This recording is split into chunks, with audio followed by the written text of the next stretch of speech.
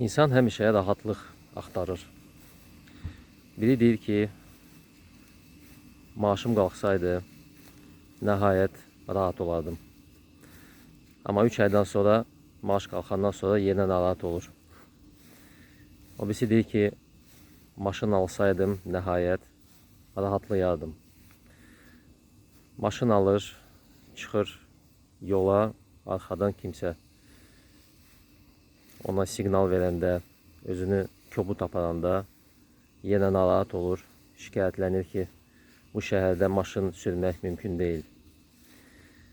Rahatlıq əslində bir prosesdir. Rahatlığın üzərində işləmək lazımdır. Bu prosesdə həm bədəni sağlam saxlamaq lazımdır, həm də emosiyaları idarə etmək lazımdır və fikir axınını azaltmaq lazımdır. Ona görə mən həmişə insanları Tai Chi'yə dəvət edirəm. Tai Chi'nin yavaş və xamar hərəkətləri sizə rahatlıq verir. Və bu üç elementi idarə edir.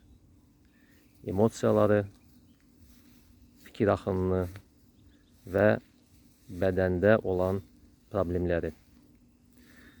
Ona görə gəlin, bizimlə məşq eləyin və bir müddətdən sonra siz hiss edəcəksiniz ki, siz o rahatlığı idarə edə bilərsiniz.